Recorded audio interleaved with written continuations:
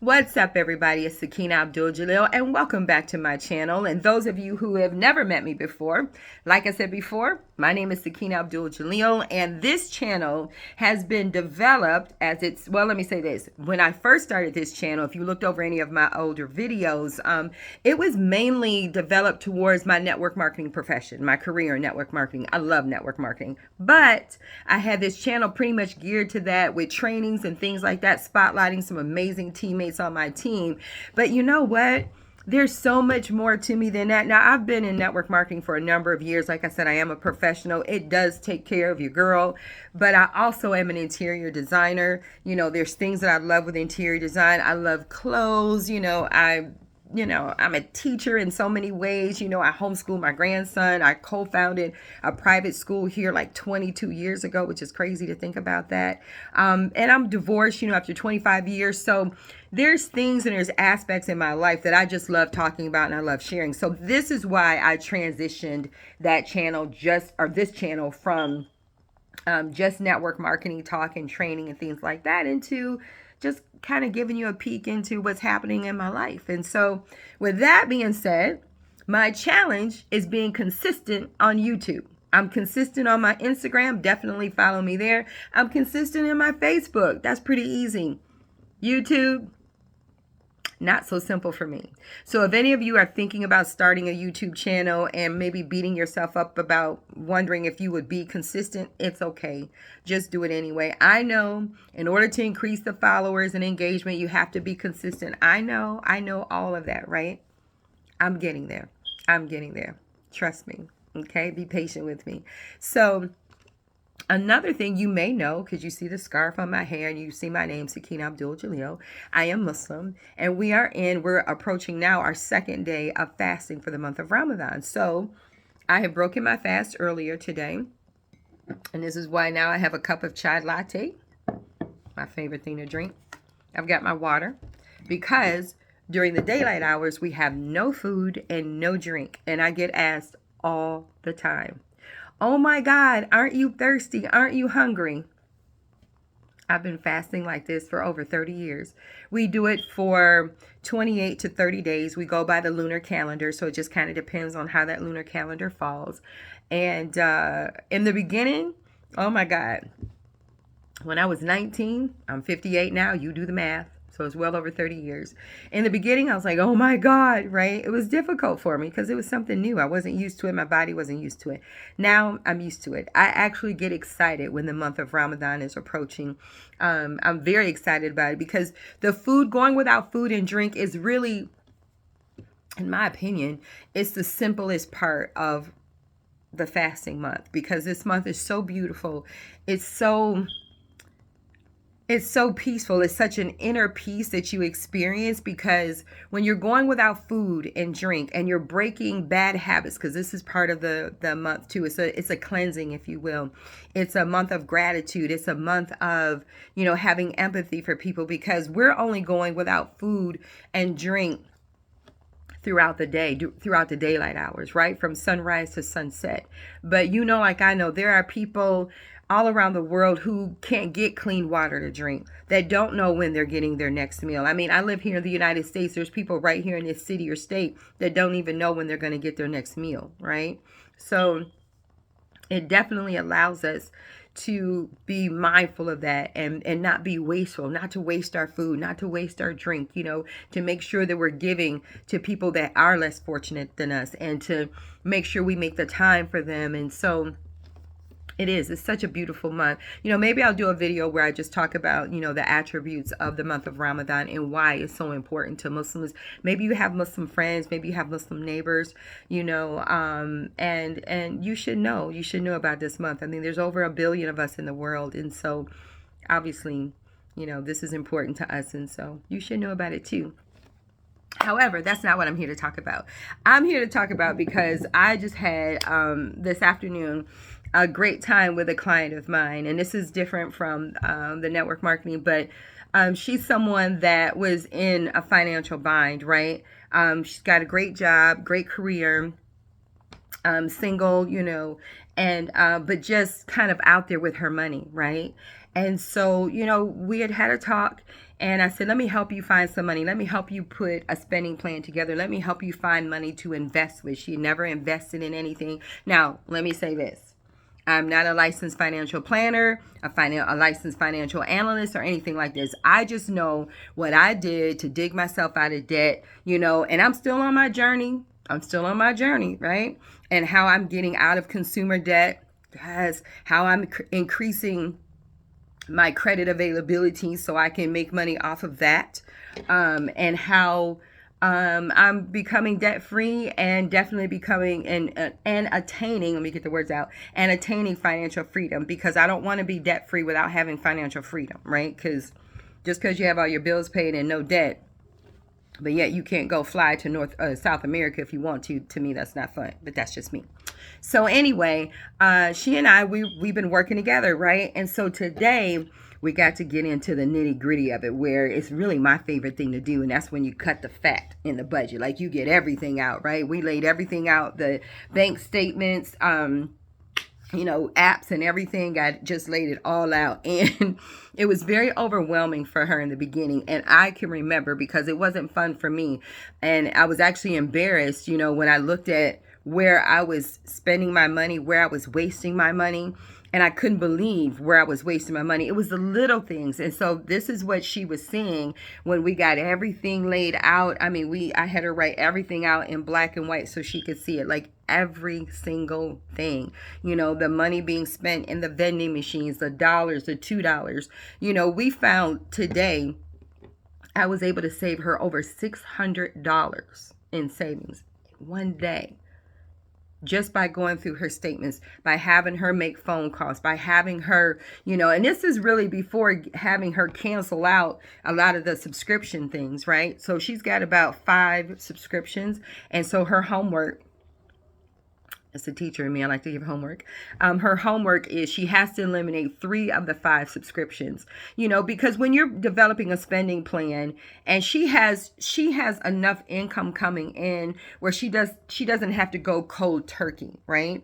But she does have to cut most of those subscriptions. So she has to eliminate 3. And like I said, so tomorrow we'll meet up over the phone, and she'll let me know which ones that she has. Another cool thing that we did today was one of her credit cards, which was maxed out.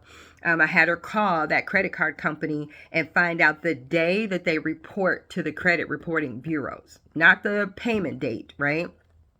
Because she had been paying on this card for a long time. And her credit score it's mid 60s, so it's not bad. It's actually, it's more than mid 60s or 600s. It's a high 600. So she's going to be at 700 probably within the next couple of weeks, to tell you the truth. And then obviously we're going to push on past that. But so she has pretty decent credit, but she's got this one card that's maxed out. So it may make you wonder how she has, almost a 700 credit score and she's got a card that's maxed out. Well, with her overall available credit, her, I can't even think of the word right now, the amount that she's using, I can't think of the terminology, but the amount of credit that she's used versus what her credit limits are available to her is very low. I can't believe I can't think of the word. But anyhow, that's how her credit's been able to stay pretty much at like 680, 690. But she was just paying the bare minimum, right? Which a lot of people do. But she was also not aware of when the day that the credit bureaus are reported to by the credit card company. So I had her call them, got that date. So now she has a plan that when she makes that payment, she's going to ignore the payment date and then just pay a few days, pay about 3 days before the day is actually reported to her credit reporting bureau. So she won't be late, right? And at the same time, that will be immediately reported a lower balance, right? Another thing, I'm trying to look because I did write her stuff on the some of her stuff on the whiteboard, and that's why I can't show you, because it's got her name and stuff up there, so I'm not going to do that.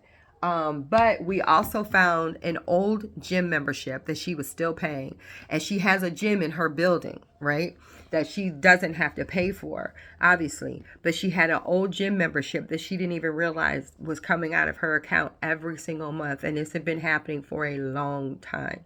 So she was sick about it at first, but it was okay. It's like, at least we know now. So that got canceled. And then she also has a great medical program in her job, medical insurance, right? Well, there was a time a while back when she was going through some serious financial things and she was paying for insurance out of her own pocket, right? And I think this was dental insurance. And she never canceled it. So guess what? Yes, that payment, that money was coming out every single month.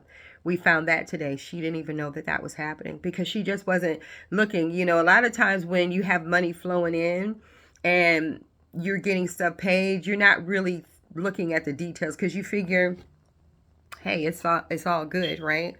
It was a rude awakening for her. And it was really cool to watch her first go from being embarrassed and ashamed and like, oh my God, how could I do this? Why did I do this? To, okay, here's the plan. We get to cancel all this. We get to eliminate it. Now look what happens. And then, so watching her go down like this and then watching her come up like that when she realized, how much money she actually has, for one, and how fast she can get out of her credit card debt and how she's going to be able to pay down and pay off her student loans, with this extra money, and so it's really refreshing for me to be able to see that because I know what that feeling is like. And the other thing too, probably my favorite thing that happened today with helping her save money, she was paying. Now, I haven't had cable in a lot of years, right? I don't even know why anybody has cable, but the company basically gave her a deal where when you first sign up for it, if you bundle it with your Wi-Fi, then they give you a discount, right? We're familiar with that. Well, of course, when that promo period runs out, who goes and cancel that? Most people don't. They don't even think about it. She was paying $170 a month for cable and Wi-Fi. Unbelievable. Well, I had her call them. We got it handled, okay? Not only is the cable off, right? But also, she's got her Wi-Fi was $65, right? And then the cable was $107. Together, $172, something like that, right? But now, after today, right? And with my help, must admit, now her only bill with that company is the Wi-Fi, and it's $45 because we got $20 off, or she has $20 off a month in another promo for the next 12 months. Boom. That was a lot of money being saved. I was super excited about that. I think I was more excited than she was, but she was excited, right? So today, if I didn't say it already, saved over $600. Right? And it's just a matter of combing through that statement, knowing who to call, what to say, what to do, being mindful of, your statement dates, or your credit reporting dates with your credit card companies. Trying to see what else do we do on there. And there were at least 2 subscriptions that she didn't realize she was paying for. One was Showtime and the other one was Disney. So now, not only is she able to continue with her savings, she was doing pretty good with savings. She's like this close. She's about $700 shy from having 3 months of emergency savings. Our ultimate goal is to have 6 months. Well, really, the ultimate goal is to have 12 months of emergency savings, right? And she's right on track because one thing about her, she's a pretty good saver, but she was just spending. She was spending over $500 a month in food, and that's including, takeout as well as groceries and things like that. So, we cut that in half along with the other things. So she will be able to increase her savings. She'll be able to increase her investments, right? Because now with saving this other money, now she's going to have that disposable income to start investing because she hadn't been investing. And at the same time, she's got a plan to be able to get out of debt. And so with somebody like that, that's very important. Normally, if you don't have enough money to invest, if you only have a little bit of money and you've got, you've got consumer debt, extra money if you want to call it, and you have consumer debt, I say, me personally, I'm not licensed, but I say put off investing until you get that consumer debt paid off, right? Now, with that being said, it's perfectly fine to invest $1 a day, $2 a day, $5 a day, because that makes a difference. You can eliminate a Starbucks chai latte, right? And you can make it at home. That's what I do. And you can find that $2 to $5 to invest daily. But when it comes to, okay, I owe, I've got maxed out credit cards, or I owe credit cards, and, I want to put $500, in investment, or $200 in investments, every single month. And you're only paying the minimums on your card, but yet you're wanting to invest $200, $300, $400, $500 or more in these investments. It just doesn't make sense to me, because the interest that you're accumulating on these credit cards, and you're trying to invest, 9 times out of 10, you're not really balancing that. You're paying more in the interest than what you're acquiring immediately from investments. So it's best to get these credit cards, get these debts paid off completely. Now you got that extra money to put with your investments. Again, I'm not licensed. I'm just telling you what works for me. I'm able to do all of it now, but in the beginning I was not. In the beginning it was like, I got to get these credit cards off. Okay, I got to get them paid off. And the way that I do it, and the method that I've used, has really worked. I'm very proud of myself, because I remember having a credit score of barely 400. Okay. And I just worked my butt off to raise my credit score, get my debts paid off, and that credit utilization, that's the word that I was looking for earlier. Her credit utilization was good. That's why her credit score was higher, compared, even though she has a credit card that's maxed out. That's the word I was looking for.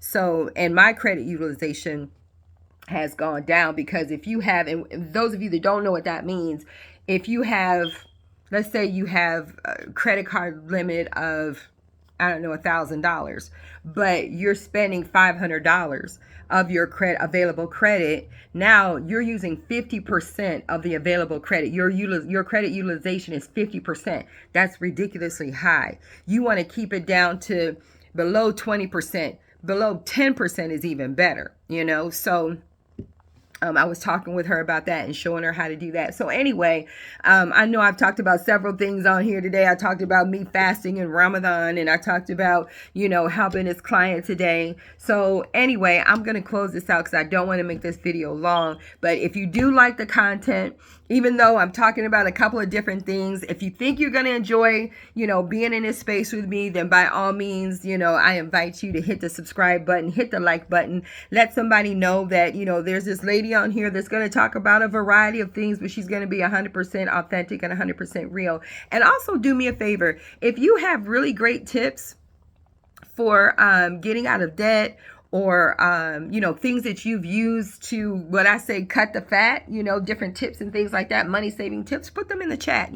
Somebody will come along and they'll read them, and that will help them. But I always read the comments too. So it may help me to be able to put some more content in my next video. So until then, have a fantastic night. Get out of debt, y'all. Get out of debt. Learn some new skills so that you can increase your income. But most importantly, get out of debt. It's just another form of slavery. With that being said, y'all have a great night.